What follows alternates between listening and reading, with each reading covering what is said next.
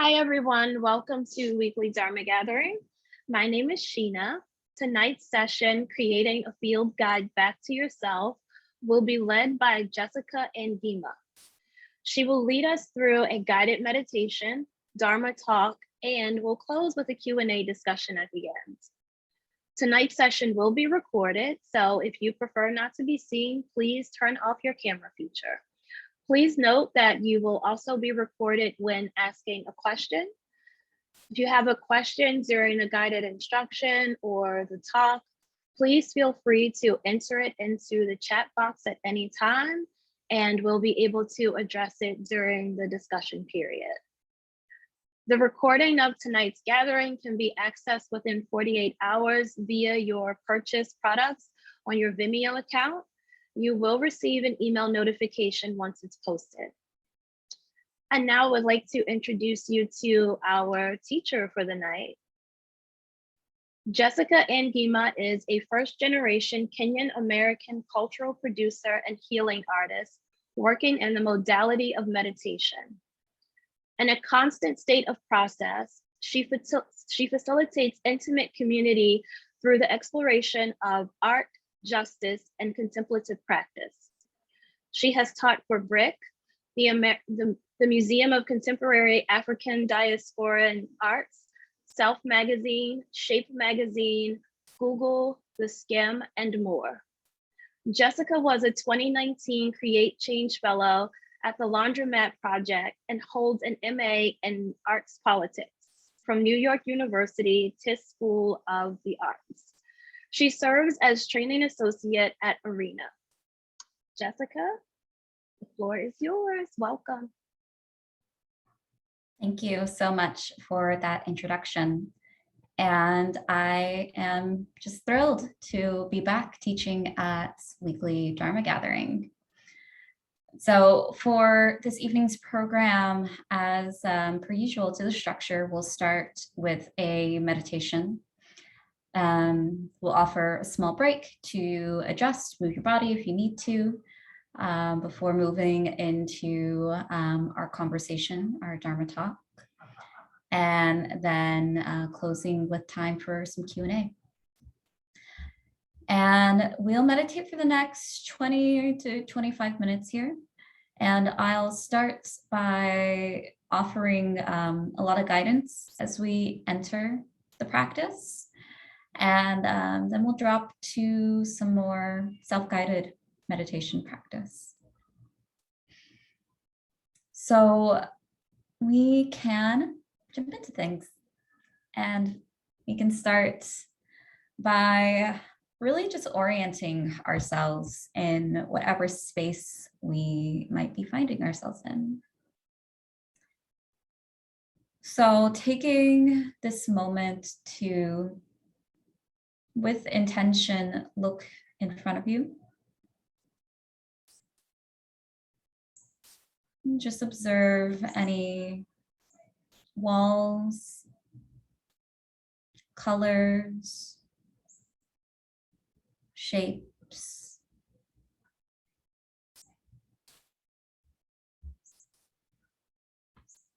And then turning to your right.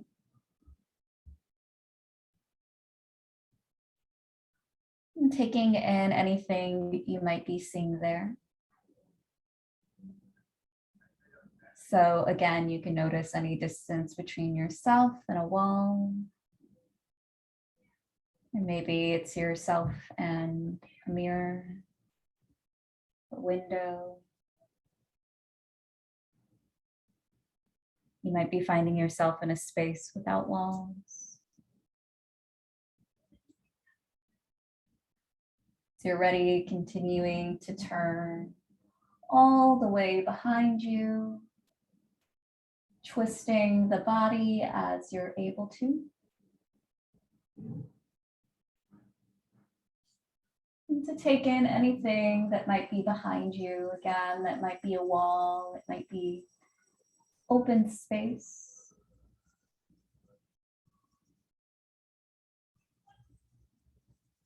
If there are any living objects in your space, you can notice those. inanimate objects, any elements, fire, water, earth, air.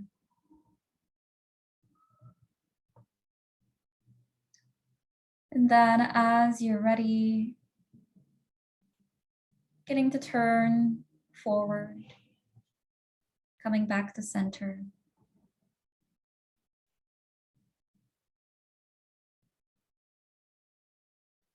Maybe you take a breath here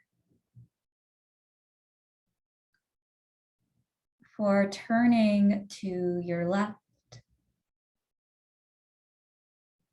and doing the same, taking in what is to the side of you on this left side.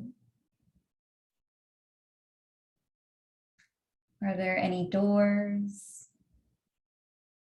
How far in the distance can you see?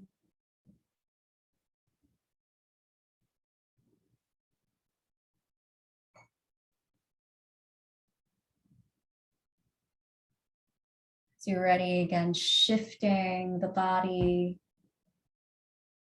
towards your back, looking behind you and seeing if there's anything that you possibly weren't able to take in the last time you turned. Is there anything new that you're taking in, that you're seeing, that you didn't see before?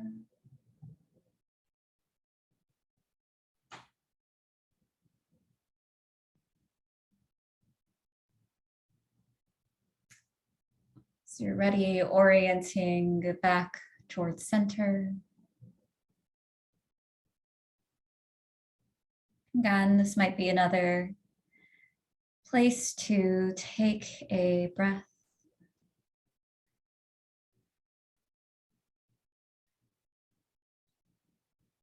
Turning the head up.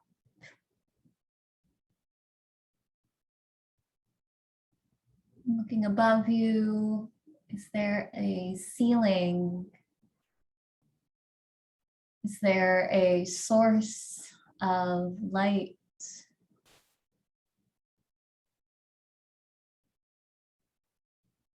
Any natural elements? Maybe you have the pleasure of doing this practice outside and you notice the sky or clouds, stars.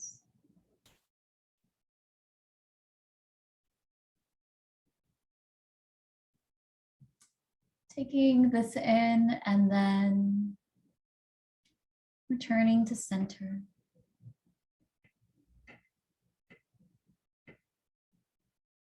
You might take that pause and breathe.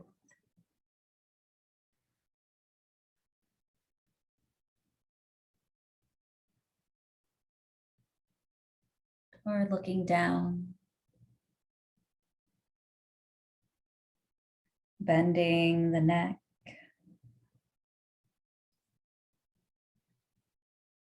Seeing what you notice of the ground, of the floor, or maybe it's a seat that is beneath you.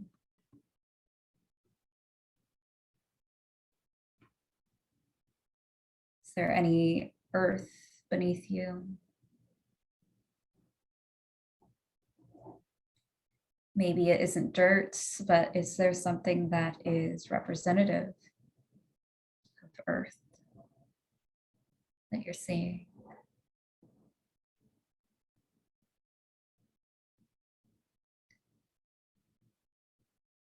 Before returning to center, as you're ready here, you might close the eyes or lower the gaze.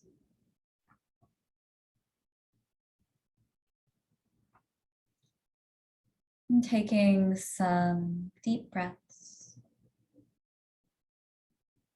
Those can be in through the nose and out through the mouth, or in through the nose and out through the nose. whatever you prefer. Breathing in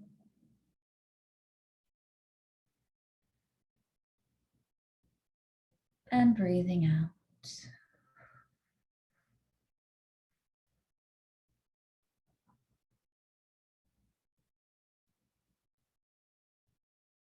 Breathing in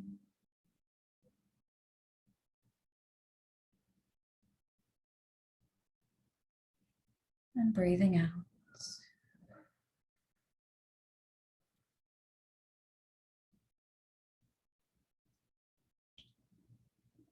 Continuing to take these establishing breaths if they felt good to you,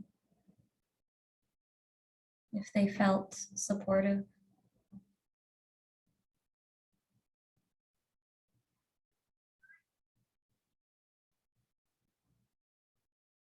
This is also a moment to check in with the body and to see if there's any information that is being offered to you.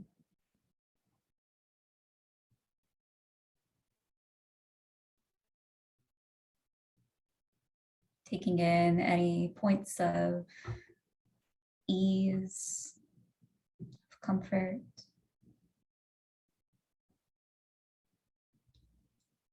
Any areas of tension, tightness, soreness, aches and pains.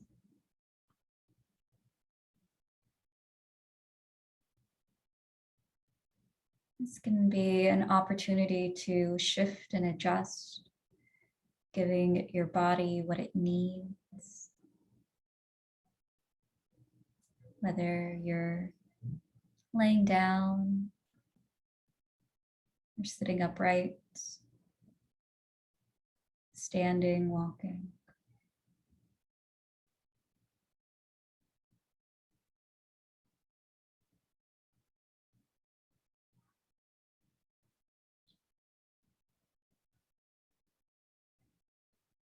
Inviting in any comfort to your body.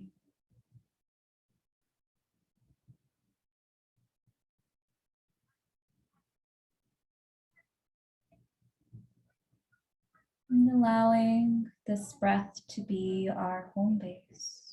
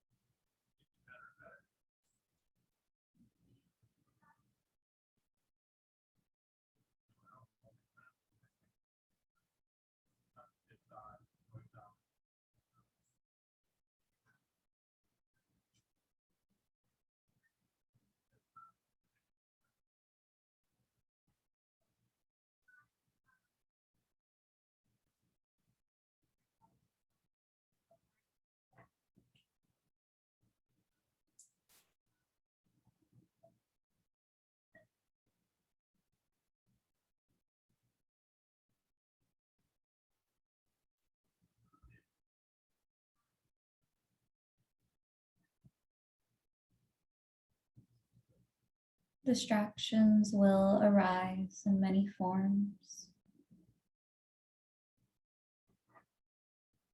Most frequently, it will be the thoughts. It might be sounds. Maybe there's some movement or action in your space. We allow all of these things to be a part of our practice. To notice and acknowledge them. And then return back to this breath. Our breath, which serves as refuge and as home base.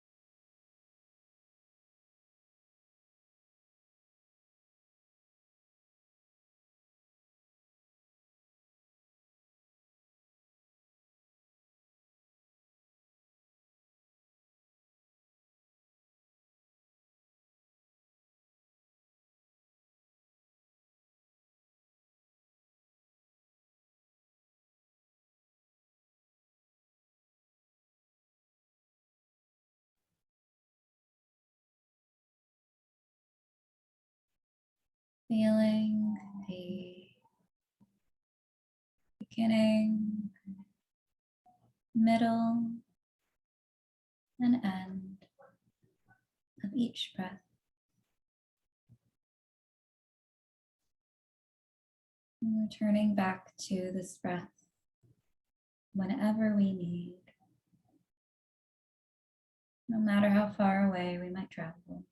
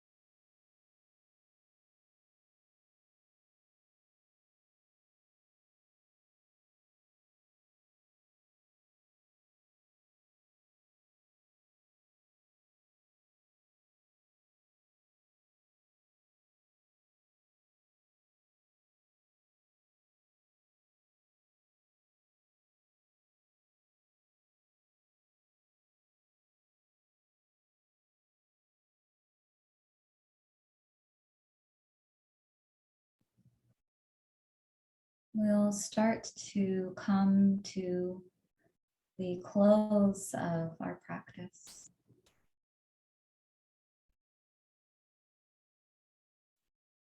In these final minutes, you can Invite your breath to ever so slightly deepen.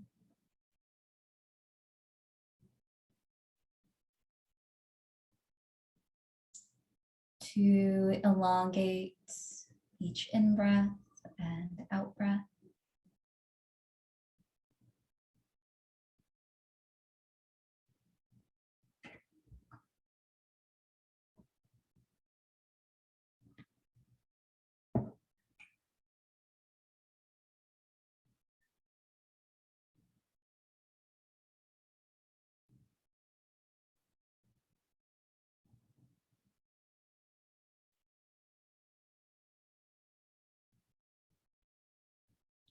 To notice how you feel from the start of this practice to now.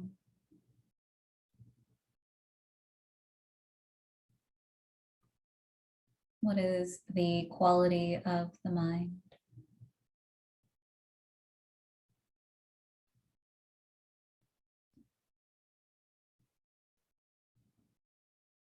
How do the thoughts feel?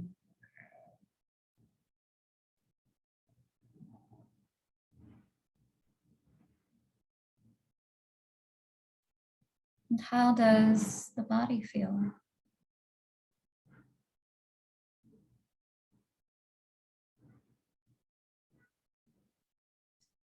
With all of this inquiry and observation, we approach it with non-judgment.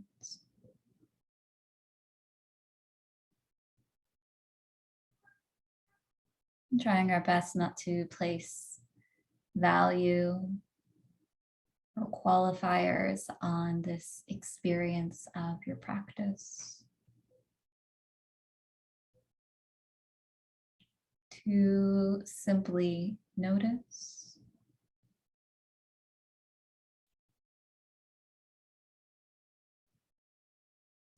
And if you'd like, you can offer yourself gratitude for engaging in this practice and allowing yourself this time.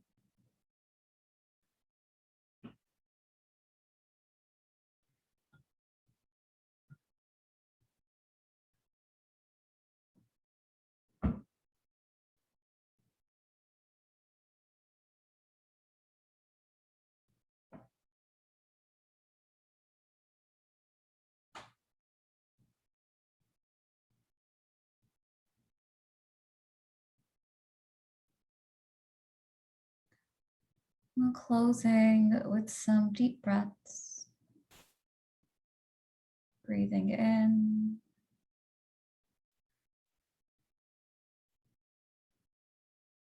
And breathing out.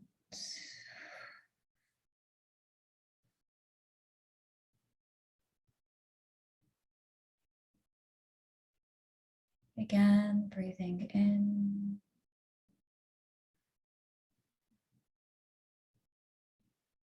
And breathing out.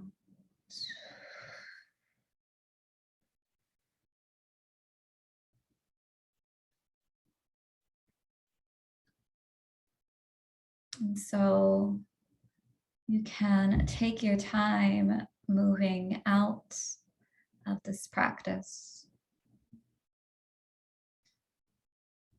to intentionally invite in any movement,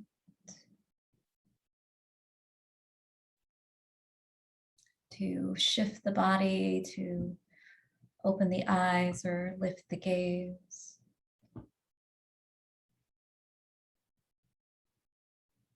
When you do lift that gaze, you can again take in your surroundings. You do this less formally this time. But just notice what's in your room, what's in your space. Living objects, inanimate objects, colors, shapes. As you come back into the space.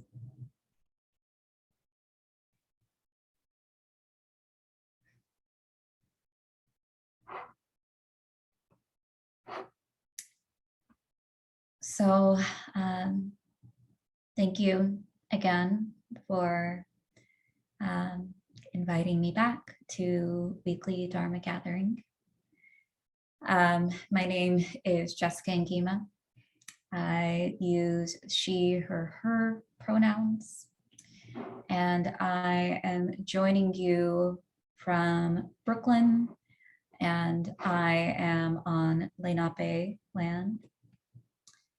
And to anyone who is joining live, I invite you to look at the land that you're on now and just see who is indigenous to it. If you'd like, you can drop that in the chat.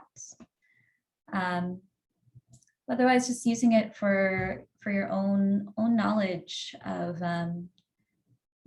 the unceded territory that you are arriving here this evening or in this moment on, if it is not native to you. And to provide a quick accessibility description, I am a Black cisgendered female wearing a black shirt with a necklace. I have braids. I am sitting in front of a bookshelf in a room with white walls. And yeah, I guess I'll start with my talk description and what brings us here this evening. So, creating a field guide back to yourself. The Dharma invites us to embrace painful energies as teachers. This is our responsibility to our obscurations, but this isn't an easy task. If the seed of suffering runs deep within you, there may be moments when holding this responsibility feels too heavy to navigate. So during this talk, we'll explore the mental formations, chitta samskara, that become painful energies, how they look, how they feel, and how we experience them. We'll then collectively craft a field guide home to ourselves for when the path forward is unclear. We'll set markers to remind ourselves of our Buddha nature, even when we are deep in our own charnel grounds. Using our creative wisdom, we'll look directly at our suffering and say, this too is bodhicitta. Of note, I invited folks, if they were inclined, to listen to the Adrian Linker single Zombie Girl in advance and bring any reflections on emptiness that you might have after that listening. I always try to pair my Dharma talks with some piece of art, whether it is visual or music or poetry. So if you did do that, please feel free to drop those reflections in the chat as you did with your land acknowledgement. Lastly, I'll invite you to grab a notebook and something to write with, because I will be offering prompts and opportunities to journal. If you're like me, you already have a journal or like a Google Doc open when you come to this sort of thing. So maybe you already have that. But please do feel free to take an opportunity to grab that if you'd like. So this talk is about many things, and in its preparation, I explored, again, to the event description, charnel grounds, right diligence, impermanence, the wisdom of two truths, and we'll touch on these things, already knowing that these topics have such depth. So we won't get to go into each of these in as much detail as I'd like. So I'm hoping that this is just the beginning of the conversation and that we can continue it. And I wanted to explore this topic in particular, to kind of deep dive into suffering, because it is an experience that I know and am inclined towards very deeply as a human that will admit to wanting. I want and I want and I want so much, and it's a want that is very heavy and heaving at times. The intensity of it leads to these experiences of heaviness, of darkness. And at moments for those for me, that can feel very all-encompassing. So I've been contemplating a lot in the last month in these moments of very difficult and painful energy, how to embrace them, and how to, touch on the Dharma, and kind of embrace emptiness, as because in those moments, that's very often is all that I have access to. And it's often in that embrace of the emptiness, of the difficult and painful energy, is the only space that I'm able to get to any sort of wakefulness. And it's sometimes because I get so sad that I have no other choice but to wake up. And for whatever reason, that is the inclination that I have. And I know that others experience this as well.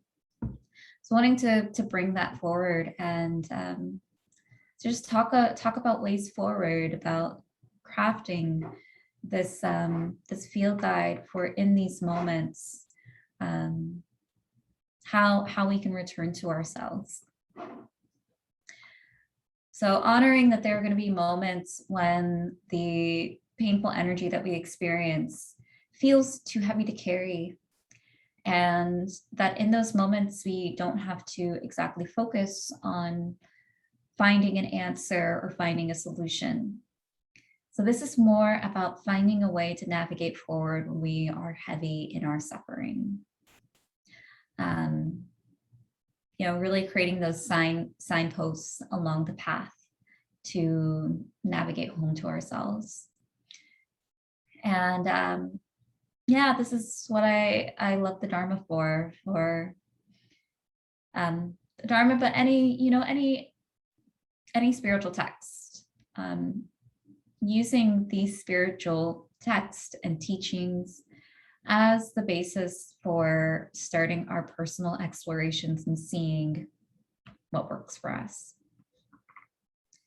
So starting this by the idea of getting intimate with our suffering and coming back to this exploration of the seeds of suffering. So chitta samskara, our mental formations, are present with us at all times. Chitta meaning mind, and samskara translating to formations, chitta samskara, mental formations. And for quick reference, anything that's formed, anything that is made of something else is said to be a formation. So a flower is a formation, a book is a formation, this keyboard, and then our emotions. So anger's a formation, sadness, joyfulness, these are all formations. I'll note before going forward that a lot of A lot of this is from translations of the Dharma from Thich Nhat Hanh, who I get a lot of inspiration from. So I'll quickly read from his writing on formations. So there are mental formations that are sometimes wholesome and sometimes unwholesome, such as sleepiness, regrets, initial thinking, and developing thoughts. Some mental formations are present at all times and are called universal: contact, attention, feeling, perception, and volition. Some arise only under particular circumstances: zeal, determination, mindfulness, concentration, and wisdom. Some are uplifting and help us transform our suffering: wholesome or beneficial mental formation. And others are heavy and imprison us in our suffering: unwholesome or unbeneficial mental formations. So we hold the capacity to experience an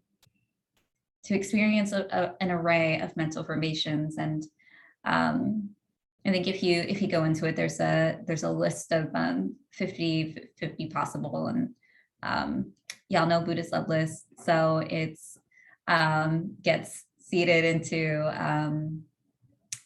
a list that is escaping me right now. What is the book title? It is The Heart of the Buddhist Teachings, Transforming Suffering into Peace, Joy, and Liberation. I can drop that into the chat before we finish.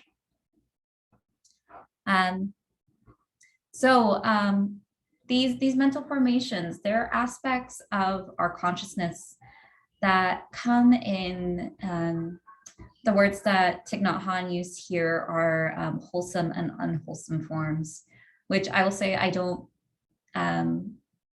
particularly enjoy the language of like wholesome or unwholesome. Their definition of the unwholesome means anything that is not conducive to liberation or to the path. So, obviously agree with that, but just, yeah, I'm currently on a search to find a synonym or just like an alternative that we can use for particularly unwholesome, as it just like doesn't resonate well with me. But in our consciousness are wholesome and unwholesome mental formations, and we hold the capacity in our experience for each of these, wholesome or unwholesome. And, depending on our life experience, the wholesome or unwholesome seeds may or may not be watered. But, in particular, in thinking about our suffering, it is often these unwholesome seeds, these kleshas. And based on our life experience, we will have outward triggers that will water these seeds and allow them to take root. So, you can think about your own life experience. And we each have these past experiences that we hold that, will trigger some sort of behavior in us. And then even outside of our life experience, there's the inherited trauma and intergenerational trauma that we hold that might be seeds as well. So knowing that we hold all of these, in particular with our unwholesome seeds, when a mental formation arises, when that seed takes root and comes to the surface, we have to witness it. We have to allow ourselves to be a person who is experiencing shame. I'm just using that as a placeholder. You have to allow yourself to be a person who experiences X, whatever that might be. Fill in the blank with whatever X is for you personally. I work with loneliness a lot. So sometimes I have to allow myself to be a person who experiences loneliness. And to kind of let yourself go to the depth of whatever that experience or feeling might be. I really think this is like the first step in creating this field guide is to look into our suffering very, very deeply, becoming intimate, and taking all of these notes. So I want to pause here for a moment, and this is where we'll turn to our journaling or your open Google or Word doc to ask, what are, and I'm going to drop these questions into the chat.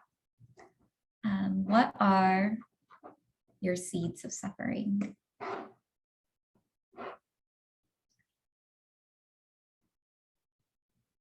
And how do they look?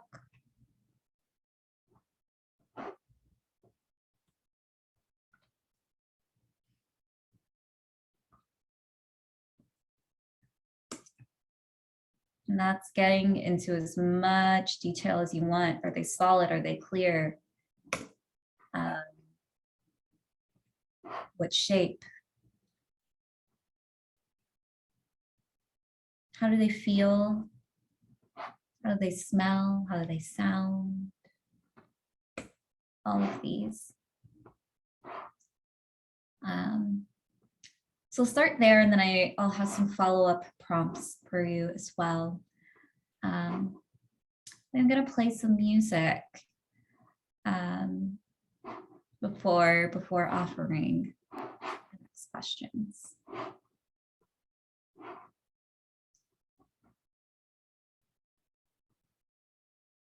So giving me one moment as I get to our tunes.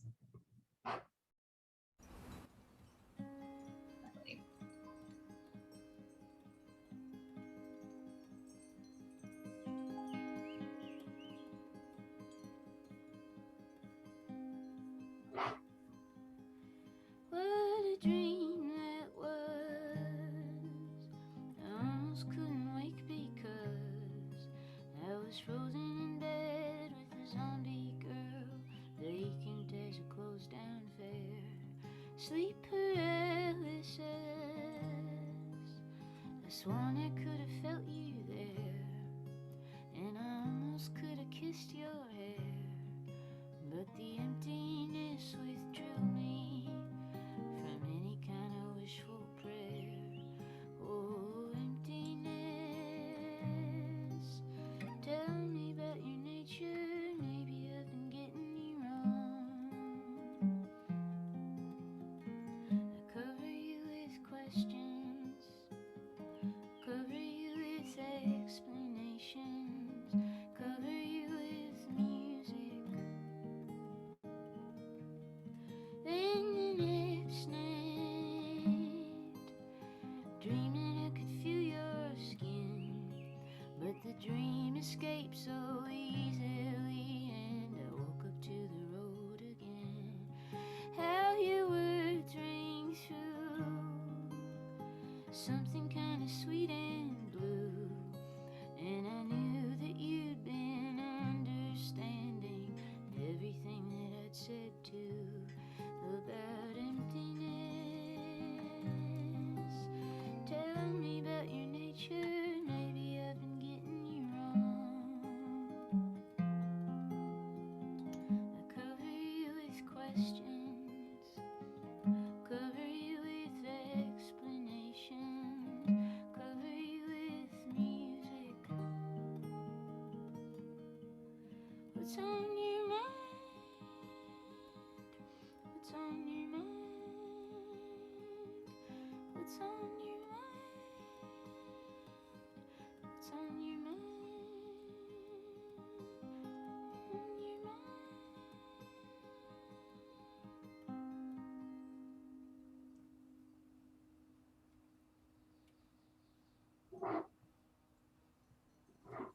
Two more prompts before moving into the next questions for the next section.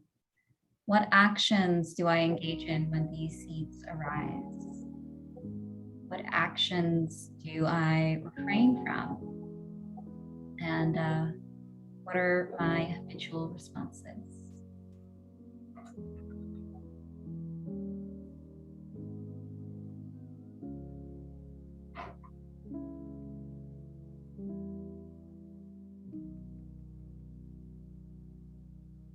I don't want it, and I don't want to want you. But in my dreams I seem to be more honest, and I must admit you've been in quite a few. Haley's comet comes around more than I do, but you're all it takes for me to break a promise. Silly me to fall in love with you. I haven't slept since Sunday. Midnight for me is 3 a.m. for you. But my sleepless nights are better with you than nights could ever be alone. Ooh, I was good at feeling nothing, now I'm hopeless. What a drag to love you like I do.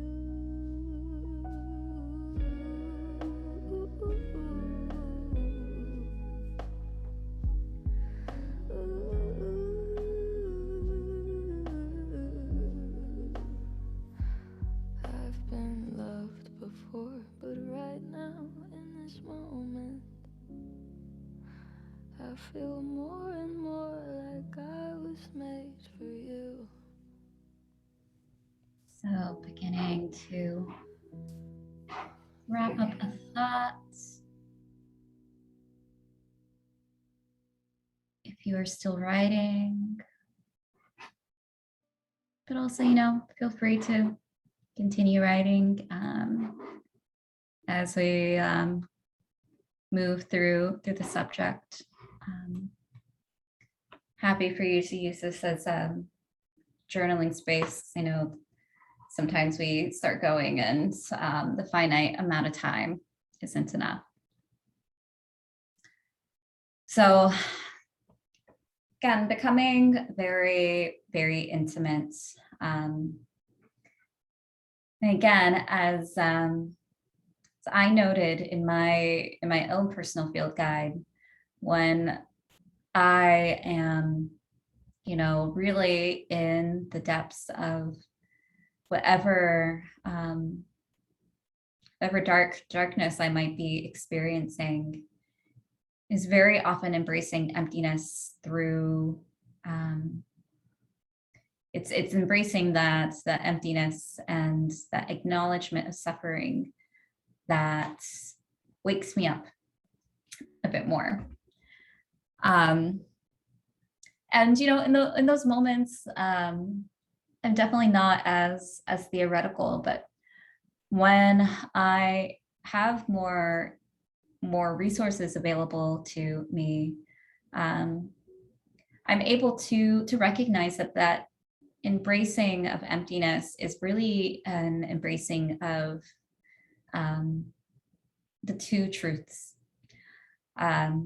So Thich Nhat Hanh also notes that just staying in touch with what is actually going on will lead us towards being able to touch on the true nature of suffering and the true nature of joy.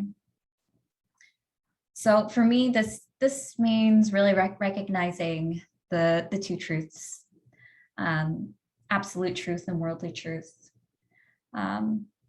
our absolute truth, which is truth beyond dualistic thinking. It is, the knowing of our interdependence, and worldly truth, which is more phenomena. Again, thoughts, feelings, experiences, material items. And even if we're aware of absolute truth, more often than not, our concepts and our ideas and knowing of absolute truth will yield to our actual experience, which is our worldly truth. So we walk through most of our lives in the experience of worldly truth, and then we have these small moments of touching on absolute truth. And I struggle with even finding examples of absolute truth. There are so many good examples of worldly truth, and then so many less words to get at absolute truth. So also, if you have, want to invite in your wisdom and your knowledge, if you have any examples of absolutes and worldly truths that you want to offer, feel free to drop those in the chat, and I would love to hear those. But again, here is an opportunity for us to have and build a compassionate response. I want to read again from the heart of the Buddhist teachings. In the Heart Sutra, always butcher this, Avalokiteshvara teaches that there is no birth and no death. Why would the Buddha tell us that we are of the nature to die if there is no birth and no death? The Buddha is using the tool of relative truth. He is well aware that in terms of absolute truth, there is no birth and no death. So, with our two truths, we can acknowledge that we are moving through our lives, and that we will be touched, and we will have those triggers. We will have these seeds that are going to arise. And our absolute truth tells us that we can move beyond whatever those are, and that each of these things are really acknowledgements of our interdependence, and of the emptiness of each of these formations that come in. So I work with Kuan Yin, Bodhisattva, Avalokiteshvara in my daily practice. And contemplating these teachings in the Heart Sutra, I rest with the truth that a true compassionate response can only arise from that acknowledgement of emptiness. Those concepts that are very heady, absolute truth and worldly truth, are inexplicably linked with me to that emptiness, and that a true compassionate response can only arise from letting go of the worldly truth of a mental formation and getting closer to the absolute truth of a mental formation. Letting go of meaning and concept behind some of our mental formations that cause suffering. And I almost mean that as dramatically as it sounds, letting go of that meaning. And, in this kind of place where we go deep, where we fold in on ourselves, where we get very intimate with our suffering, and we can recognize and accept the pain that we might be experiencing without running away from it. And then we'll, kind of discover that in that emptiness, the pain exists and the joy exists. And this is the second notes that I keep in my field guide. is coming to my own personal understanding of absolute and worldly truth, and seeing how in the depths of whatever experience we might be having, how we can touch on that for ourselves. So we'll actually pause again here. And I want to offer some more prompts to quickly journal with.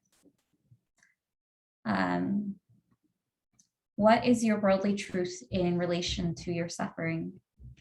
And what is your absolute truth in relation to your suffering?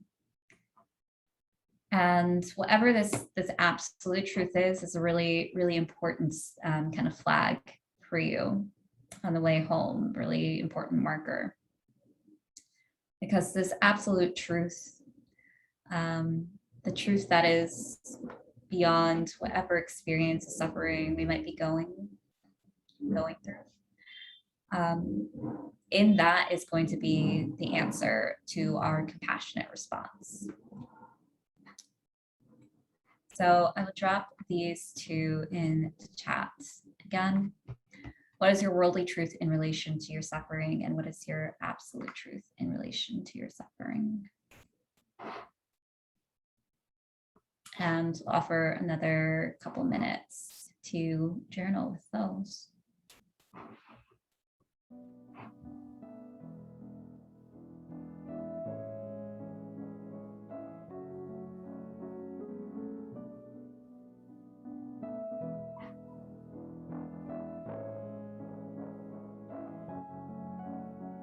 I'm sitting in my brother's room.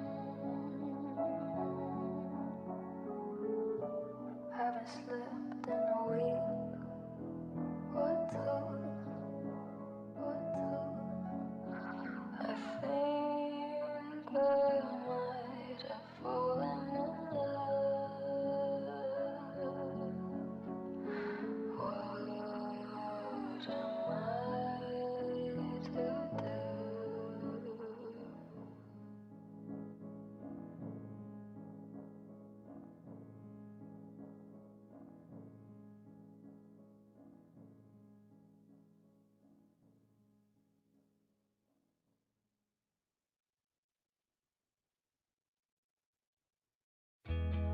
With my luck, you'll be dead within the year.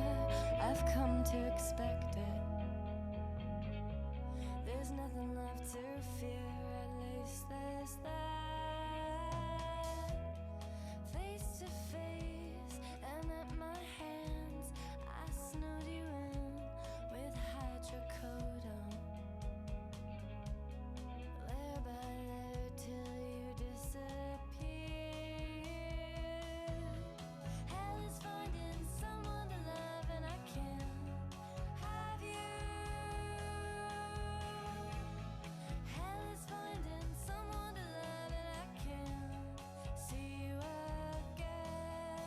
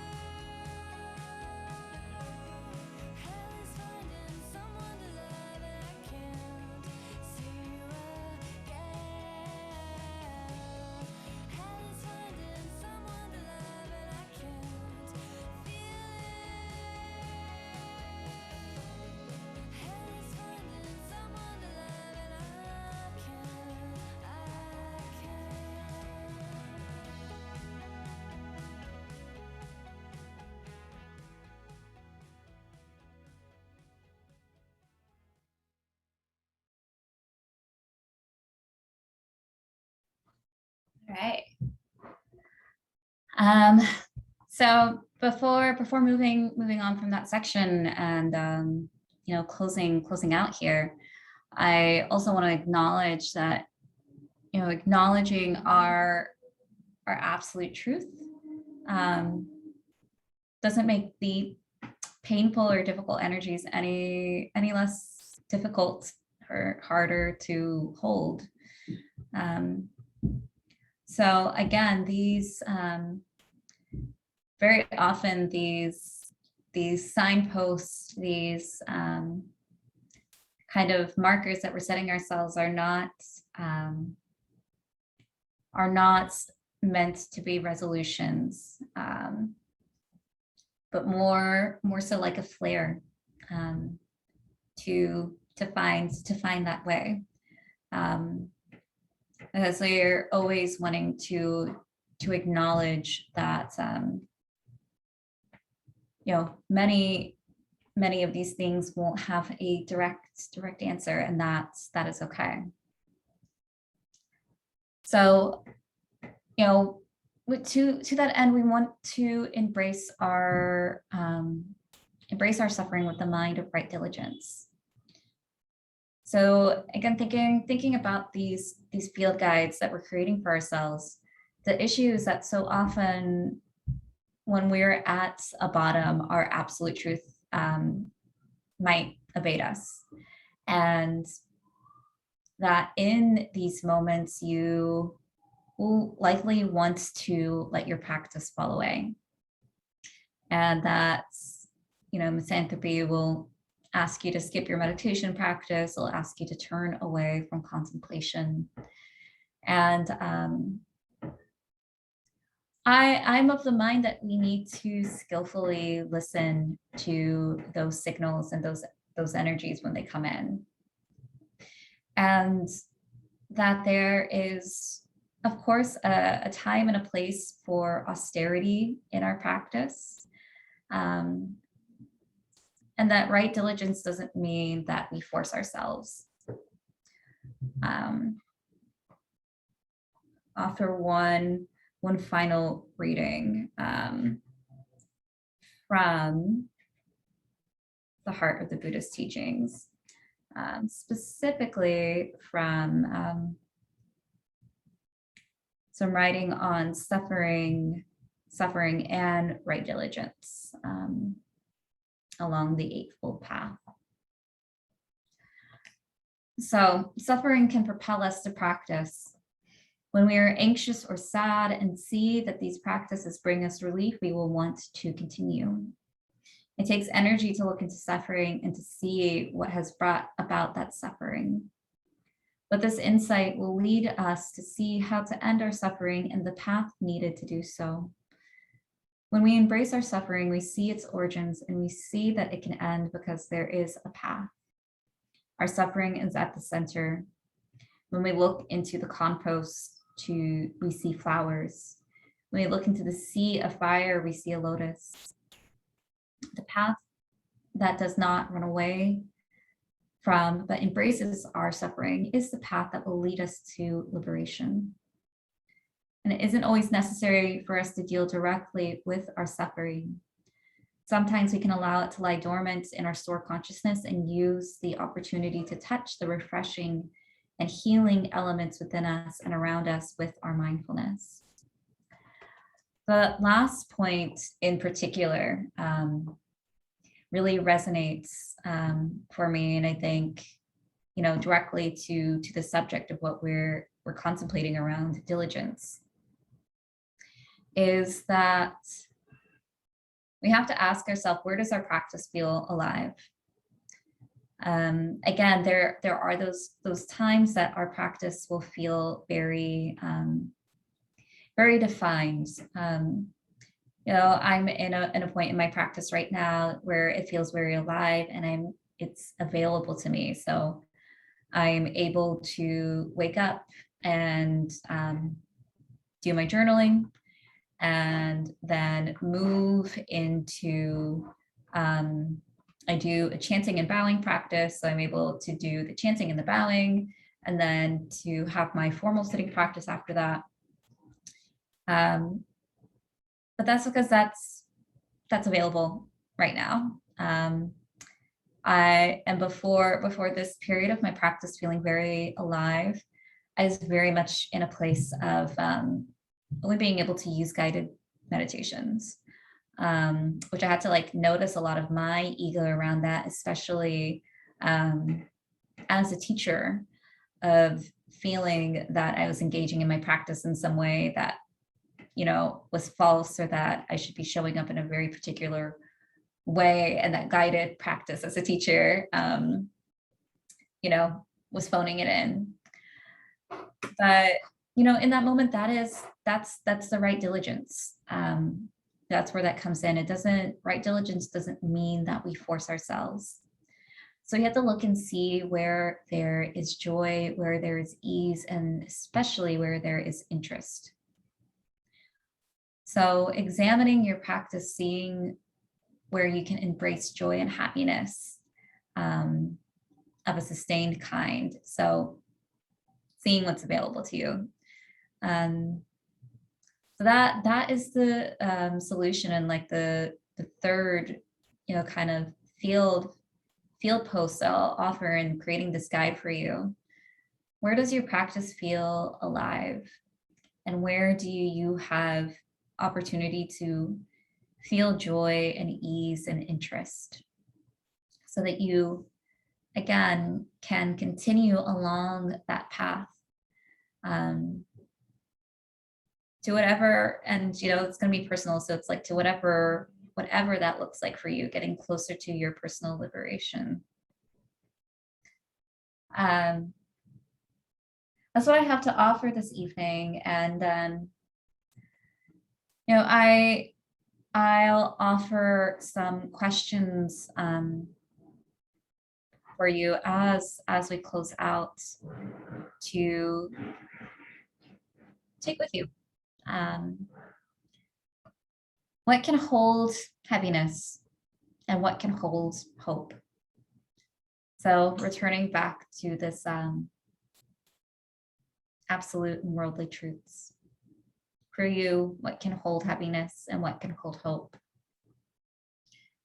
And then what can you offer at the altar of diligence? What's available to you?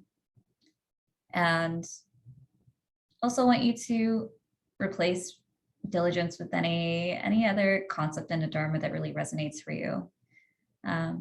What can you offer at the altar of attachment, of impermanence, of you know, maybe it's to the altar of all your mental formations, your citta samskara. Yeah, we won't practice with those here, but I invite you to take them as prompts with you.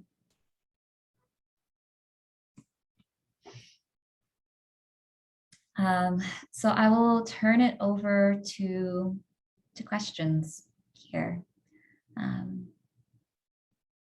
Thanks for sharing this attention and time with me. You actually, thank you so much for your talk first. You actually answered the question that I had at the end.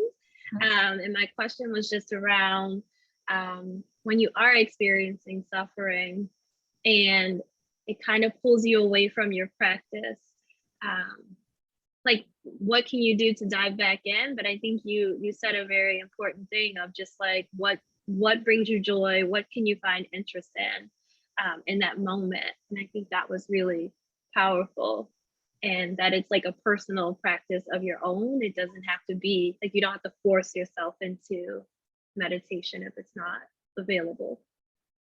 Yeah, I so fully believe in finding, if formal sitting practice is hard for you when you are going through particular suffering, to find what works.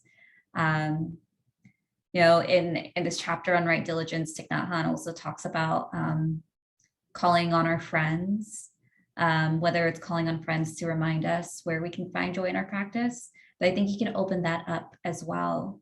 Call on your community, and that can be a practice as well, to take refuge in Sangha.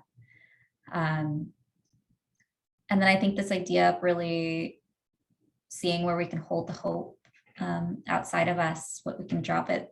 Actually, like physically, we'll make altars and placing objects there, and having that be the practice of, like, putting together my flowers, arranging items.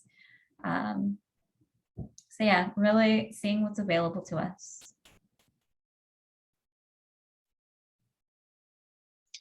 Thank you. Do you have anything else you want to share before I wrap us up for the night?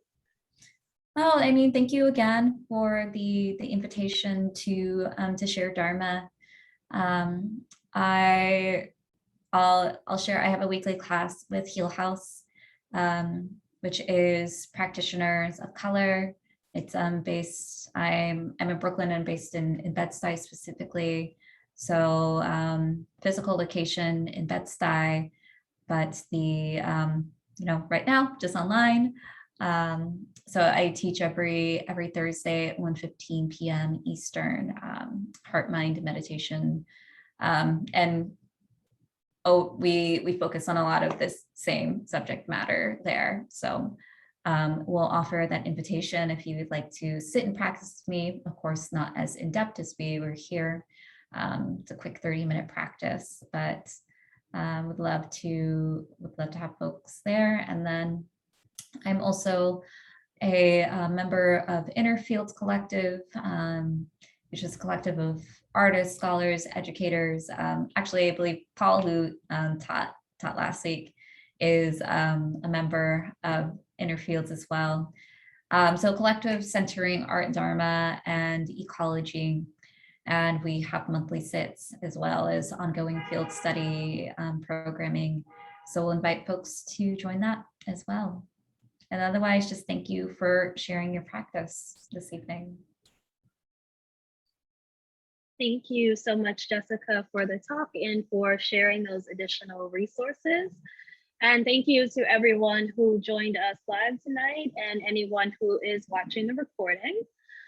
I want to encourage you to please join us next week on September 22nd. We have David Perrin, who will be kicking off the Encountering Basic Goodness series that he and Shantae are teaching throughout 2021.